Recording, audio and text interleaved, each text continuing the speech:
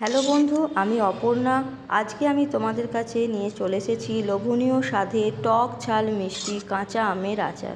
রেসিপিটা দেখে তোমাদের যদি ভালো লাগে অবশ্যই লাইক করো আর আমার চ্যানেলটাকে সাবস্ক্রাইব করে আমার পাশে থেকো। তাহলে শুরু করা যাক আজকের রেসিপি। এখানে 500 গ্রাম আম নিয়ে নিয়েছি, ভালো করে ধুয়ে পরিষ্কার করে নিয়েছি। এখন আমি এই আমগুলো কেটে নেব।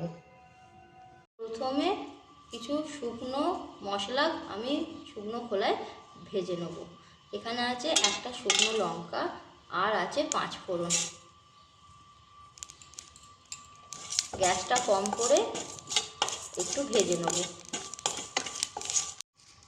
কড়াতে ছোট চামচের 1 চামচ তেল দিয়ে আধখানা শুকনো লঙ্কা আর সর্ষে ফোড়ন দিচ্ছি।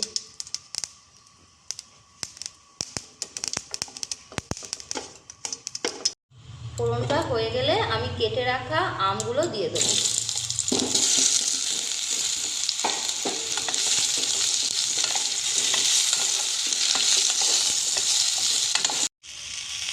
দিয়ে দেবো ছোটো চামচের 1 চামচ লবণ আর দেবো হাফ চামচ হলুদ গুঁড়ো।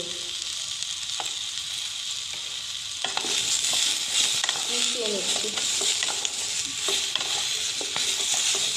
এখন আমি এতে দিয়ে দেবো গুড়। আমাদের এখানে এরকম পাটালি পাওয়া যায়, তাই আমি গুড়গুলোকে একটু ভেঙে গুঁড়িয়ে নিয়েছি। পুরো গুড়টা দিয়ে দেবো। এখানে 300 গ্রাম গুড় আছে। একটু মিশিয়ে নিই, তারপর জল দিয়ে দেবো।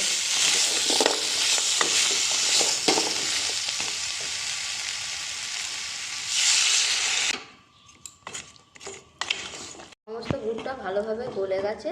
এখন এইভাবে কিছুক্ষণ আমি ফুটিয়ে নেব আমের সাথে।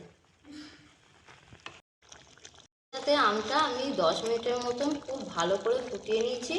এখন আমি এতে দেব ছোটো চামচ বিট লবণ আর রেখেছিলাম সেই মশলাটা আমি দিয়ে দিচ্ছি। দেখো অনেক গুঁড়ো করিনি, কিছু আধ ভাঙার মতন আছে। এই মশলাটা এখন দিয়ে দেবো পুরোটা।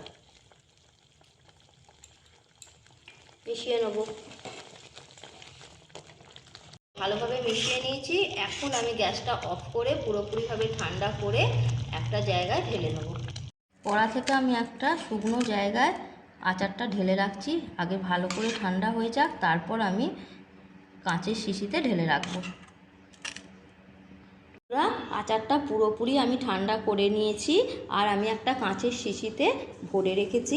রেসিপিটা দেখে তোমাদের যদি ভালো লেগে থাকে তাহলে অবশ্যই লাইক করো আর আমার চ্যানেলটাকে সাবস্ক্রাইব করে আমার পাশে থেকো।